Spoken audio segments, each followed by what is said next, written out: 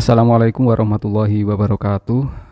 Penjelasan dan ketentuan PPDB jalur afirmasi baik SMA atau SMK tahun pelajaran 2022-2023. Oke ya, seperti yang pada edaran bahwa untuk jalur PPDB Jatim 2022 baik SMA dan SMK ya, ini SMA dan SMK itu mempunyai presentasi yang sama. Anak-anak, kita klik dulu untuk afirmasi ini. Oke ya, ini ya.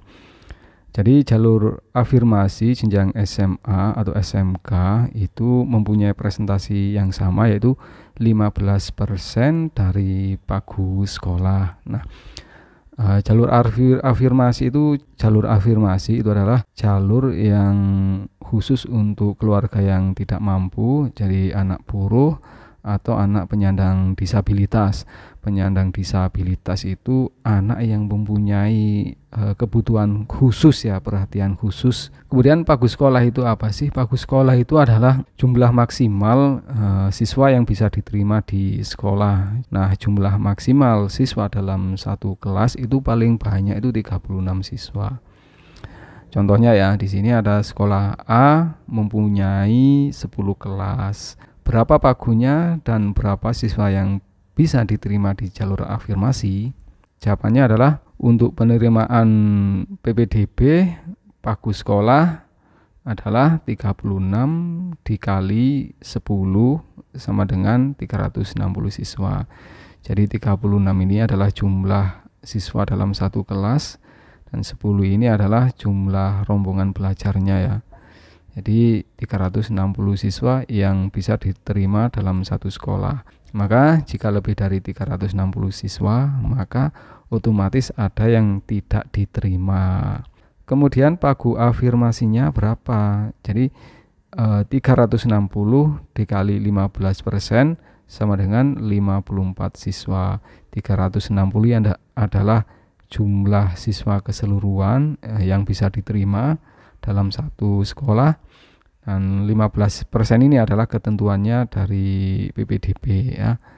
Nah, pertanyaannya bagaimana jika yang mendaftar itu lebih dari 15% atau dalam hal ini, dalam contoh ini adalah 54 siswa. Jika pendaftar afirmasi itu lebih dari 15%, maka selebihnya akan ditentukan oleh seleksi jarak dari rumah ke sekolah atau jarak yang paling dekat dengan sekolah.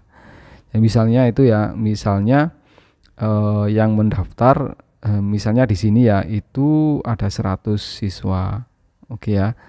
Maka yang paling dekat dengan sekolah adalah yang diterima dalam jalur afirmasi. Sisanya kemana?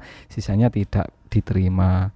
Kemudian yang tidak diterima itu bagaimana? Oke, yang tidak diterima dalam jalur afirmasi itu masih bisa mengikuti PPDB pada tahap berikutnya, yaitu pada tahap kedua. Pada tahap kedua itu kalau tidak salah insya Allah jalur SMA nilai prestasi akademik ya, kalau tidak salah itu sebanyak 25%. Jalur afirmasi yang sebanyak 15% ini sebenarnya masih dibagi lagi, 7% itu dari keluarga tidak mampu ya.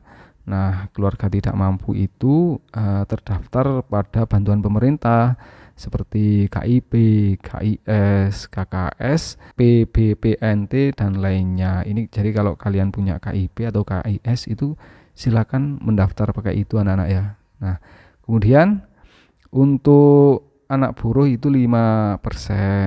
Jadi buktinya itu bisa dibuktikan sebagai penerima bantuan pemerintah ya, yang memiliki tanda anggota serikat buruh.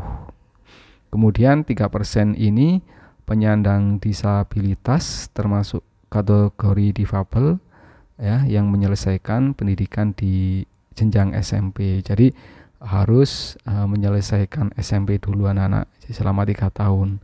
Buktinya ini harus ada surat keterangan dari psikolog, psikiater atau dokter spesialis yang menyatakan atau yang membuktikan bahwa dia itu mempunyai kebutuhan khusus. Nah, untuk jalur afirmasi itu bisa dibuktikan dengan KIP tadi sudah ya. Jika kalian ingin melihat kalian terdaftar atau tidak, itu bisa dilihat untuk KIP ini di https // itu ya, pip.kemdikbud.go.id. Nanti silakan dicek sendiri sini. Kemudian KIS, kartu keluarga sejahtera, kemudian PKH atau program keluarga harapan, kartu bantuan pangan non tunai KBPNT atau kartu bantuan sosial tunai BST, itu bisa dilihat di dtks.kemensos.go.id atau bisa dicek di cekbansos.kemensos.go.id. Kemudian program bantuan pemerintah daerah lainnya, oke ya.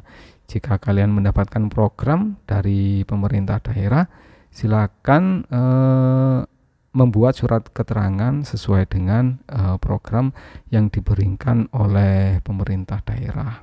Itu saja anak-anak dari saya. Ingat ya, jangan terlambat, gunakan kesempatan sebaik mungkin. Jika ingin mendapatkan informasi dan penjelasan berikutnya, silakan di subscribe saja.